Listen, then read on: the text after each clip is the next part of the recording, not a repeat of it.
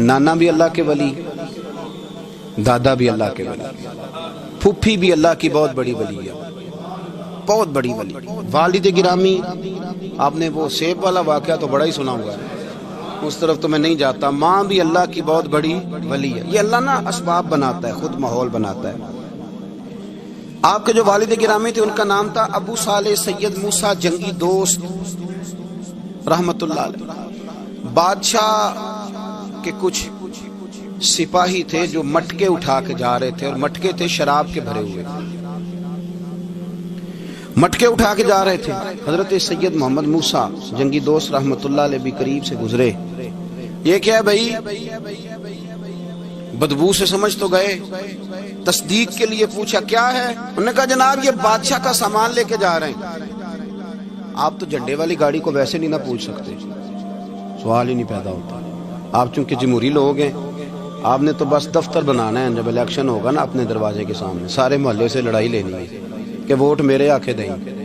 फिर ठीक 1.5 महीने के बाद सजदा साफ भी कर जाते हैं, बंदा गलत सी मैंने पता ही नहीं लगा।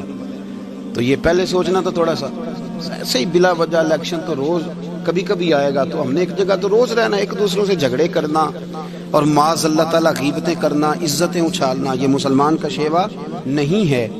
हजरत गौसे पाक के वालिद ने पूछा क्या लेके जा रहे? बादशाह का सामान है जी। हाथ में डंडा था, 3 मटके थे शराब के भरे हुए। जोर से एक एक डंडा मटकों पे मारा तो मटके उनके सरों पे टूट गए। बादशाह सलामत, हम सारे तकरीबन बादशाह सलामत होते हैं। ये किसी की जुर्रत है मतलब मेरे घर के मामले में मुदाखलत करे? और फिर बादशाह हो। लोगों ने जाके बड़ी गीबतें की, बड़ी बड़ी कहानियां सुनाई। उसने तो तोड़ दिया जी मटके आपके, ने कोई हाल नहीं छोड़ा। तो बादशाह कहने लगा बुलाओ सैयद मूसा पाक जंगी दोस्त रहमतुल्लाह अलैह को बुला लिया। तो कहने लगे बादशाह तुम्हें पता था मटके किसके हैं? आप फरमाने लगे पता था मुझे। कहा क्यों तोड़े? फरमाया इसलिए तोड़े कि मुझे तेरे ऊपर रहम आ गया था, तू अगर शराब पिएगा तो दोज़ख में जलेगा। मुझे रहम आया था, मैंने तोड़ डाले। तो कहने लगा आप कौन है? तो आप फरमाने लगे मैं मोहतसिब हूँ, मेरी हिसाब किताब लेने की ड्यूटी है। मोहतसिब हूँ, गलत आदमी का हिसाब करूंगा। तो बादशाह कहने लगा किसने ड्यूटी लगाई आपकी? फरमाने लगे मेरी ड्यूटी मेरे रब करीम ने लगाई है, मेरी ड्यूटी अल्लाह ने लगाई है। तामुरूना बिल मारूफ व तनहौना अनिल मुनकर, मुसलमान के जिम्मे है अच्छाई का हुक्म देगा, बुराई से रोके। ये जिम्मेदारी है मेरी, अल्लाह ने ड्यूटी लगाई है। बादशाह पे इतना रोब तारी हुआ कि कहने लगा हुजूर आपकी बड़ी मेहरबानी, आपने ये काम किया। कहने लगा जनाब अगर आप इजाजत दें तो मैं भी आपको मोहतसिब न बना दूं, आप मेरे वजीर बन जाएं। कोई बंदा इस तरह का काम करे तो उसे रोके। तो आप फरमाने लगे नहीं तो अपनी नौकरी संभाल के रख, जिससे अल्लाह ड्यूटी पे लगाए उसे फिर बंदों की ड्यूटियां नहीं करनी चाहिए। ये एजाज अल्लाह ने उन्हें दिया, ये शान रब करीम ने अता फरमाई। उनके साहिबजादे थे हजरत गौसे पाक जिलानी रदी अल्लाह ताला अन्हु। अल्लाह ताला ने जब किसी शख्स से काम लेना होता है तो अल्लाह उसके लिए असबाब भी खुद ही पैदा कर देता है। अल्लामा इकबाल अपने उस्ताद की बड़ी कदर करते थे, शम्सुल उलमा की। तो एक दिन हजरत शम्सुल उलमा से कहने लगे उस्ताद जी आपकी मेहरबानी से पढ़ गया हूँ। तो फरमाने लगे पुत्र तेरी क्लास में तो 250 लड़का था, मेरी मेहरबानी तो सब पे थी, पर सारे तो इकबाल नहीं ना बने। फरमाने लगे तेरे अंदर भी कोई खूबी थी, इसकी वजह से अल्लाह ने तुझे ये एजाज, कोई थी कोई चीज तेरे अंदर। अल्लाह ताला जब किसी बंदे को नवाजता है ना तो बंदा भी मेहनत करता है, लेकिन उसकी मेहनत से ज्यादा अल्लाह के फजल का दखल होता है। तो बंदे कई दफे कहने लग जाते हैं बड़ी मुशक्कत की, बड़ी मेहनत की, कुछ भी नहीं होता। ज्यादा अल्लाह के फजल का ही निसार होता है, पर रब जैसे चाहता है वैसे फैसले देता है। आप फरमाते हैं कि मैं छोटा सा था, वालिद इंतकाल कर गए, वालदा थी मेरी और हम 2 भाई थे। फरमाते हैं बच्चे खेलने के लिए निकले तो मैं भी उनके पीछे खेलने निकल गया। एक बैल बच्चों के काबू आ गया। तो बच्चों के काबू को चीज आ जाए तो फिर वो उसका जो हाल होता है वो तो हमें पता ही, हम सारे बच्चे रह चुके हैं। तो कहते हैं वो बैल काबू आ गया, कोई उसके कान छेड़ता, कोई उसकी दुम छेड़ता, कोई उसके सींग छेड़ता, कोई किसी जगह से उसे तंग करता। मुख्तलिफ बच्चे उसको ना दुम से पकड़ के हिलाते, बैल भागता। हुजूर गौसे पाक फरमाते मैं भी आगे बढ़ा और मैंने जब उसकी दुम पकड़ के हिलाई तो बैल ने मेरी तरफ मुंह किया और कहने लगा अब्दुल कादर तू तो ना ऐसे कहा। بول کے کہنے لگا تو نہ ایسے کر، تجھے رب نے ان کاموں کے لیے پیدا نہیں فرمایا۔ آپ فرماتے مجھے اتنا خوف طاری ہوا، بیل کو بولتے دیکھا تھا پہلی دفعہ، بیل کو۔ اب میرے سنی کو بھی دلیلوں کی ضرورت ہوتی ہے، دلیل نہ دیں، کسی بزرگ کی بات سنائیں تو سنی بھی تھوڑا تھوڑا دائیں بائیں دیکھتا ہے۔ یہ شور ایسا ہوا ہے نا، پراپوگنڈا ایسا ہے۔ میں حدیث پاک سنا دیتا ہوں۔ رسول کریم صلی اللہ تعالی علیہ وآلہ وسلم فرماتے ہیں ایک شخص نے بیل پہ سواری کر لی تھی۔ بیل سواری کے لیے نہیں پیدا کیا گیا، سواری کے لیے اونٹ ہیں، خچر ہیں، گھوڑے ہیں، گدھے ہیں، بیل کھیتی باڑی کے لیے۔ اس شخص نے جب بیل پہ سواری کی تو بیل پیچھے مڑ کے دیکھنے لگا اور کہنے لگا یار تو بڑا بیوقوف ہے، بول کے کہنے لگا مجھے اللہ نے سواری کے لیے نہیں پیدا کیا، میرے سے وہ کام لے جس لیے میں پیدا کیا گیا ہوں۔ تو بندہ ڈر گیا، کہنے لگا بڑی حیرانگی والی بات نہیں کہ بیل بولتا ہے، تو بیل پھر بول پڑا۔ کہنے لگا اس سے بھی زیادہ حیرانگی والی بات ہے۔ اس نے کہا وہ کیا؟ کہنے لگے مدینے میں نبی پاک آ گئے ہیں اور تو نے ابھی تک کلمہ ہی نہیں پڑھا، یہ اس سے بھی زیادہ حیرانگی والی بات ہے۔ جامع المعجزات میں حدیث موجود ہے، حضور آ گئے اور تو نے کلمہ ہی نہیں پڑھا۔ وہ شخص کہتا ہے میں سر پٹ دوڑا، جب آ کے سامنے کھڑا ہوا تو حضور مسکرائے، فرمایا آج آپ پڑھ لے کلمہ، مجھے پتا ہے تجھے کس نے بھیجا ہے۔ اللہ والوں کی باتیں مان لیا کریں۔ میں بڑی ذمہ داری سے کہتا ہوں رب کریم کے کوئی بندوں کی بات کتاب و سنت کے خلاف نہیں ہوتی، وہی تو کتاب و سنت آگے پہنچانے والے ہوتے۔ تو حضور غوث پاک فرماتے ہیں میں وہ ڈر کے گھر آیا، جب گھر پہنچا تو میرے کانوں میں آواز آ رہی تھی لبیک اللہم لبیک لبیک لا شریک لک لبیک۔ فرماتے میں چھت پہ چڑھا اور میں نے جیلان میں اپنی چھت پہ کھڑے ہو کے دیکھا تو حج کے دن تھے، میری سیدھی نظر میدان عرفات پہ گئی، لوگ میدان عرفات میں بیٹھ کے لبیک لبیک پڑھ رہے تھے۔ پہلے میں وہاں سے ڈر کے آیا، پھر چھت سے ڈر کے نیچے اترا، ماں کو ساری بات بتائی تو کہتی میری ماں کہنے لگی بیٹے جب تو پیدا ہونے والا تھا تو مجھے بڑی بشارتیں ملتی۔ فرماتے ہیں ماں نے نا کھولا بکسا صندوق تو 80 دینار نکالے، فرمایا پتر تم 2 بھائی ہو اور تمہارا باپ کل جاگیر 80 دینار چھوڑ گیا، 80 40 تمہارے 40 تمہارے بھائی کے۔ فرمایا بیٹا ایک بات کا خیال رکھنا، میں اور تو تمہارا باپ کوئی نہیں، بھائی چھوٹا ہے، میں پیچھے نہیں آ سکتا، یہ 40 دینار لے جا اور جا بغداد چلا جا، جا کے تعلیم حاصل کر، بیٹے میں پہنچ نہیں سکتی، خیال رکھنا۔ غوث پاک فرماتے ہیں 12 سال میں نے تعلیم حاصل کی یارو، میں نے پتے بھی کھائے، اور خود آپ کا فرمان موجود ہے، فرماتے ہیں ایسی سختیاں بھی دیکھیں، ایسی سختیاں بھی دیکھیں کہ پتھروں اور پہاڑوں پہ گزرتی تو شاید پگھل جاتے، لیکن میں نے اپنے نبی کا دین پڑھا۔ اب تو پیر کے گھر میں جو پیدا ہوتا ہے وہ علم لدنی والا ہوتا ہے، میں تو صاحب دا پتر ہے، او خدا کے بندے صبر کر۔ اگر غوث پاک حسنی حسینی سید ہو کے باقاعدہ پھٹی پہ بیٹھ کے پڑھتے ہیں، تو کس پیر کا مرید ہو گیا جسے علم ہی کوئی نہیں، جو جاہل آدمی ہے؟ یہ ضروری ہے، علوم دینیاں ضروری ہیں، اس کے بغیر کام نہیں چلتا۔ اور غوث پاک رضی اللہ تعالیٰ عنہ کی آپ پوری زندگی پڑھ کے دیکھ لیں، غوث پاک تمام اولیاء کے امام ہیں، ساری زندگی۔ غوث اعظم سے کسی نے پوچھا آپ نے سب سے زیادہ دین کا کام کس طرح کیا، تو فرماتے ہیں تقریر کے ذریعے۔ اب تقریر کرنے والا مولوی ہوتا ہے اور تویز دینے والا سبحان اللہ۔ غوث پاک رضی اللہ تعالیٰ عنہ فرماتے ہیں میں نے دین کا سارا کام کس ذریعے سے کیا ہے، ہفتے میں 3 جلسے کرتے تھے اور 70 ہزار کا مجمع ہوتا تھا، اور بغیر لاؤڈ سپیکر کے تقریریں ہوتی تھی، اور فرماتے ہیں جیسی سمجھ پہلے بندے کو آتی تھی ویسی آخری والے کو آتی تھی۔ لوگوں نے کہا حضور یہ کرم کیسے ہوا؟ فرمانے لگے میں نے جب تعلیم حاصل کر لی تو بولنا آتا ہی نہیں تھا، تو میں بڑا پریشان، ایک دن سو گیا تو خواب میں رسول کریم کا دیدار نصیب ہوا۔ فرمایا تیری تو واز کیا کر، تیرے باز سے لوگوں کو فائدہ ہوگا۔ یا رسول اللہ میں اجمی بندہ ہوں، لوگوں کے سامنے کیسے بات کروں گا؟ تو حضور نے فرمایا منہ کھولنا ذرا۔ کہتے میں نے منہ کھولا تو محبوب نے 7 دفعہ لعاب دہن ڈالا میرے منہ میں۔ آپ فرماتے ہیں پھر بولتا میں تھا، اثر کوئی اور پیدا کر دیتا۔ حضور غوث پاک رضی اللہ تعالیٰ عنہ نے 40 سال دین کا کام کیا۔ صبح کے وقت فقہ کا درس دیتے تھے، فجر کے بعد کچھ دیر کر ناشتہ کرتے سو جاتے، پھر آ کے مدرسے میں پڑھاتے باقاعدہ بچوں کو۔ غوث پاک رضی اللہ تعالیٰ عنہ کی سیرت پر آپ ساری کتابیں پڑھ لیں، ساری کتابیں لو، میں نے بھی بڑا ہی دعویٰ کر دیا، یعنی ساری کتابیں جتنی اب تک چھپی ہوئی ساری پڑھ لو، کہیں نہیں ملے گا کہ ہم غوث پاک کے آستانے پہ گئے، غوث پاک کسی بندے نے یہ نہیں کہا ہم غوث پاک کے آستانے پہ گئے، غوث پاک کے دربار پہ گئے، سب نے یہی لکھا ہے کہ ہم حضور غوث پاک کے مدرسے میں گئے۔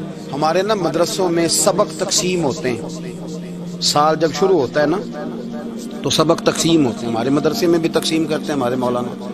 آپ حدیث پاک پڑھائیں گے، فلانا استاد منطق پڑھائے گا، فلانا فلسفہ پڑھائے گا، فلانا یہ سبق تقسیم ہوتا ہے، فلانا قرآن، فلانا حدیث، فلاں فقہ. تو غوث اعظم کے مدرسے کے جو ناظم تعلیمات تھے وہ کہنے لگے حضور سبق بانٹنے ہیں تو آپ کو کون کون سے سبق دے دیں، کون کون سا پیریڈ پڑھائیں گے؟ تو آپ فرمانے لگے نہیں، پیریڈ رہنے دو. حضور پھر فرمایا اس طرح کرو، لائق بچے تم رکھ لو اور نلائق سارے مجھے دے دو، میں جانوں اور نلائق جانے، نلائق سارے میرے. غوث پاک رضی اللہ تعالیٰ نلائق سارے رکھ لیے، کند ذہن. اور حضور غوث پاک ان کو اسباق پڑھایا کرتے، ان پر محنت کرتے. فجر کے بعد فقہ کا درس، 10 بجے مدرسے کی کلاس، زور کے بعد حدیث پاک کا درس، مغرب کے بعد تفسیر بیان کرتے. بانج علموں جو کرے فقیری، وہ کافر مرے دیوانہ. اور عشاء کی نماز کے بعد ہفتے میں 3 جلسوں سے خطاب. اور یہ سارے کام کر کے نا تو پھر بھی غوث اعظم جب دنیا چلی جاتی تو وضو کر کے مصلی پہ بیٹھ جاتا ہے. اور 40 سال بیت گئے، ساری رات اللہ کی بارگاہ میں عبادت کرتے. 40 سال حضور غوث پاک کو اللہ نے بڑا اعزاز دیا، کتابیں لکھی، ڈیوٹی کی، محنت کی، کوشش کی پوری دنیا میں. میں پہلے بھی بتا چکا ہوں، پھر بتاتا ہوں. یہ جو صلاح الدین ایوبی کا بہت نام لیتے ہیں نا، بہت بڑے مجاہد تھے. صلاح الدین ایوبی کے ساتھ 70,000 کی فوج تھی، سارے کے سارے غوث پاک کے مرید تھے. صلاح الدین ایوبی نے حضور غوث پاک کی زیارت نہیں کی، پر تعلیم غوث پاک کے مدرسے میں حاصل کی. اس کو بڑا شوق ہو نا کتابیں دیکھنے کا، وہ میرے پاس آئے، میں دکھاؤں گا انشاءاللہ. صلاح الدین ایوبی حضور غوث پاک کے مدرسے کا طالب علم ہے. یہ آپ کے ملک میں 2-3 دن سے رٹا چل رہا ہے، وکیلوں کا، ڈاکٹروں کا، کل سے یونیورسٹی کا بھی چل گیا ہے. یہ لڑائی کسی مولوی 2 گروپوں میں ہوئی ہوتی نا، چلو نام بولو، میں نے پتہ ہے اگلی گل دل، کسی مولویوں کے 2 مدرسوں میں ہوتی نا تو جو طوفان اٹھنا تھا نا ہر چوک میں، مولوی لڑاندے بڑا لے یہ بڑی. میں نے دعوت دی تھی پرسوں، میں نے کہا جب وکیل مکمل تعلیم کر لینا اسے 2 سال مدرسے میں لاؤ، ہم اسے سکھائیں گے اٹھنا کیسے ہے، بیٹھنا کیسے ہے. ان کو لاؤ، اس لیے کہ ہم اپنی بات نہیں بتائیں گے، ہم بتائیں گے محمد عربی کی باتیں صلی اللہ علیہ. مہربانی کرو، مجھے کوئی شکوہ نہیں ان سے، کوئی کسی قسم کا نہیں. اس لیے کہ ہمارے ملک میں نا احتجاج کا کلچر پروموٹ کیا گیا، ہم نے یہ ماحول بنا کے دیا ہے سڑک بلاک کرنے کا. یہ ہمارے قریب ایک گاؤں ہے تو روز ڈکیتیاں ہوتی تھی، بچہ بھی قتل، پولیس والے سنتے ہی نہیں تھے. ان بیچاروں نے روڈ بلاک کیا تو سب صحیح ہو گیا، اسی وقت سارا کچھ ہو گیا. اب پہرے داری بھی لگتی ہے، اب چوکیاں بھی قائم ہو گئی، سب کچھ ہو رہا ہے. مزاج بنا دیا ہم. یہ عدم برداشت ہے، یہ کلچر خطرناک ہے، یہ کلچر تباہ کرے. وکیل کوئی غیر نہیں، ہمارے اپنے بھائی ہیں. کون ہے وہ؟ ڈاکٹر کون ہے؟ ہمارے اپنے. یہ جو بچے یونیورسٹی میں لڑے کون ہے؟ ہمارے اپنے. ہم ان کو کاٹ کے نہیں پھینک سکتے، یہ کوئی دوسرے لوگ نہیں، سب کو ضرورت ہے ایک دوسرے کی. لیکن خدا را مہربانی کرو، معاشرے میں برداشت کا کلچر پیدا کرو، سکون کا کلچر پیدا کرو، سہنا سیکھو. سنو ایک بات کرتا ہوں، اللہ کرے کہ میں سمجھا سکوں. سارے فیصلے خود نہ کرو. اگر تمہیں نظر آئے نا کہ آپ کے ساتھ کہیں ناانصافی بھی ہو رہی ہے تو ساری عدالتیں دنیا میں نہیں لگنی، ایک قیامت میں بھی لگنی ہے. ہاں امام حسن کو زہر دے دیا گیا تو امام حسین کہنے لگے بھائی بتاؤ کس نے دیا ہے؟ فرمایا حسین اگر وہی وہ نہیں جس پر مجھے شک ہے تو میں کسی آدمی کا بلا وجہ تمہیں نام کیوں بتا دوں؟ کہا پھر بھائی آپ اشارہ تو نہیں بتا دے. تو فرمایا حسین اگر وہی ہے نا جس پر مجھے شک ہے تو پھر بھی میں نے فیصلہ اپنے رب پہ چھوڑ دیا. فرمایا میرے رب سے زیادہ بہتر فیصلے کرنے والا کوئی موجود؟ کچھ فیصلے اللہ پہ چھوڑ دیں. آپ یقین کریں آپ کو بڑا ہی مزہ آئے گا، آپ کو سکون آئے گا زندگی میں. کچھ فیصلے اللہ پہ چھوڑو، برداشت کا کلچر پروموٹ کریں اس وطن کے اندر. یہ بڑا پیارا ملک ہے، اس میں برداشت کا کلچر پیدا کریں. وکیل کو ہر وقت ڈاکٹر کی ضرورت ہے، ڈاکٹر کو ہر وقت وکیل کی ضرورت ہے. ہم ایک دوسرے کے بغیر دیکھیں نا، میں نے آئین بھی رکھا ہوا ہے پاکستان کا، لیکن اس کے باوجود کو مسئلہ بن جائے تو میں کسی وکیل صاحب کو فون کرتا ہوں، میرے دوست ہے، میں پوچھتا ہوں کہ یار یہ مسئلہ ہے، اس کا کیا حل ہے. ہم مل کے رہتے ہیں معاشرے میں. برداشت کے کلچر کو پروموٹ کریں، پیار کریں، محبت بانٹیں. یہ وطن ہے، اس کو مل کے سنواریں گے تو انشاءاللہ تعالی یہ رسول اللہ کے دین کا قلعہ بنے گا بڑا مضبوط. اس سے پیار کریں، مثبت غلط بات ہے تو اس کو آپ سمجھائیں، اس پر تبلیغ کریں، لیکن یہ نہ کریں کہ آپ عدم برداشت کا ماحول پیدا کریں۔ حضور غوث پاک رضی اللہ تعالیٰ عنہ دین کا کام۔ ایک بات، اللہ والوں کے پاس لوگ دعاؤں کے لیے جاتے ہیں، کیوں جاتے ہیں؟ سنو، میرے ساتھ ایک شخص رہتا ہے، صبح سے شام تک میری ڈیوٹی کرتا ہے، نوکری کرتا ہے، خدمت کرتا ہے، گاڑی چلاتا ہے، یہ کرتا ہے وہ کرتا ہے۔ ایک صاحب ہے جو 3 سال کے بعد ملتے ہیں، وہ جو 3 سال کے بعد ملتے ہیں وہ شکوہ کرتے ہیں کہ پیر صاحب اس کی بات زیادہ مانتے ہیں۔ پیر صاحب اب کدھر جائیں، یہ سارا دن پیر صاحب کی مانتا ہے۔ نہیں سمجھ آ رہی ہے آپ کو بات؟ یہ مزاج ہے نا جی۔ ایک بندہ سارا دن دنیا داری کرے، مال کمائے، پتہ نہیں جھوٹ بولے، بڑا کچھ کرے، اور ایک اللہ کا ولی جو اپنا بنائے کچھ نہ، سارا دن رسول اللہ کی باتیں کرے، سارا دن اللہ کے دین کی خدمت کرے، اور بھائی وہ جب ہاتھ اٹھاتا ہے نا تو پھر اللہ اس کی بات کو قبول کرتا ہے۔ کچھ میرے خاص ہیں، کچھ تیرے خاص ہیں، تو کچھ رب کے بھی خاص ہیں، اور اس پر بھی میں پہلے آیت پڑھ لوں گا تاکہ دلیل مضبوط ہو جائے۔ اللہ فرماتے ہیں واللہ یختص برحمتہ من یشاء، فرمایا میں نے کچھ بندوں کو اپنی رحمت سے اپنا خاص بنا لیا۔ کچھ بندے اللہ کے بس اللہ کی بارگاہ میں وہ دعائیں کرتے ہیں تو اللہ قبول فرما لیتا ہے، پتر اللہ ہی دیتا ہے، لیکن اللہ کا ولی دعا تو کر سکتا ہے نا۔ اللہ کا ولی، میری بات کی سمجھ آ رہی ہے؟ بیٹا کون دیتا ہے؟ اللہ۔ حضرت محدث اعظم رحمۃ اللہ علیہ کے پاس ایک شخص نے آ کے کہا جی ولی اللہ بیٹا دے سکتا ہے؟ آپ فرمانے لگے ولی اللہ اللہ سے ملا سکتا ہے؟ جی وہ تو ہے ہی ولی اللہ، تو اس نے ملا دینا ہے۔ تو فرمایا جو اللہ سے ملا دے بیٹا تو چھوٹی سی بات ہے، تو دیکھ نہ کہ جو اللہ تک تجھے لے گیا تو پھر پتر پیچھے رہ گیا۔ لیکن بیٹا دیتا کون ہے؟ بول کے بتائیں، بول کے۔ اللہ دیتا ہے۔ دعا کون کرتا ہے؟ اللہ کا ولی دعا کر دیتا ہے۔ بی بی آ گئی روتی ہوئی غوث پاک کے پاس، کہنے لگی 6 بیٹیاں ہیں۔ خامد اور سسر کہتے ہیں کہ 7ویں بھی بیٹی ہوئی تو طلاق دے دیں گے۔ تھوڑا سا اگر بندہ مالدار بھی ہو تو پھر وہ ہمارا دماغ جہاں مرضی چلتا ہے نا۔ یہ جہالت آج بھی بہت ساری جگہوں پہ پائی جاتی ہے۔ تہذیب سکھاتی ہے جینے کا سلیقہ، تعلیم سے جاہل کی جہالت نہیں جاتی۔ تو رو پڑی۔ حضور غوث پاک رضی اللہ تعالیٰ عنہ نے بلایا اس کے شوہر کو بھی اور سسر کو بھی، فرمایا یہ دیکھ یہ تو اللہ کے کام ہے، جس کو چاہے بیٹیاں دے، جس کو چاہے بیٹے دے۔ تو جو نہیں مانتے پھر غوث پاک کی بھی نہیں مانتے، انہوں نے کہا جی نہیں دی، میں تو نکاح کروں گا۔ چلے گئے تو غوث پاک کی بارگاہ میں وہ بیٹی اور اس کا باپ اور اس کی ماں پھر آئے، کہنے لگے حضور مہربانی فرمائیں۔ پھر اللہ کے ولیوں کے پاس ایک قوت ہوتی ہے جس کا نام مصلی ہے۔ مصلی بہت بڑی طاقت، بہت بڑی۔ حضور نے فرمایا دعا صلاح المومن، فرمایا دعا مومن کا ہتھیار ہے۔ یہ مومن جب ہاتھ اٹھاتا ہے تو پھر عرش کا مالک دروازے کھول دیتا ہے کرم کے۔ حضور غوث پاک نے مصلی بچھا لیا اور رو پڑے، کہنے لگے مالک کریم، اس بی بی کے دل میں کس نے بات ڈالی تھی کہ عبد القادر کے دروازے پہ جا؟ دیکھیں منانے کا انداز، منانا آتا ہے نا۔ اللہ کس نے اس کے دل میں بات ڈالی کہ عبد القادر کے دروازے جا؟ کس نے ڈالی؟ اور مالک اگر تو نہیں ڈالی تھی تو کیا تو اب اپنے عبد القادر کو رسوا کرے گا؟ اگر تو نہیں بھیجا ہے کہ ادھر جا تو اب تو رسوا کرے گا؟ حضور غوث پاک رضی اللہ تعالیٰ دعا مانگ کے چہرے پہ ہاتھ پھیرے، بچی کے سر پہ ہاتھ رکھا، فرمانے لگے پتر جا، مجھے امید ہے اللہ نے 6 بیٹیاں دی ہیں تو 7 بیٹے بھی عطا فرمائے گا۔ تو بی بی کہتی ہے پھر رب نے فضل فرمایا اور 7 ہی بیٹے عطا فرمائے، پھر 7 ہی بیٹے رب کریم نے دیے۔ تو جو اللہ کی مانتا پھر اللہ بھی اس کی، تو اس میں اختلاف کی کیا بات ہے؟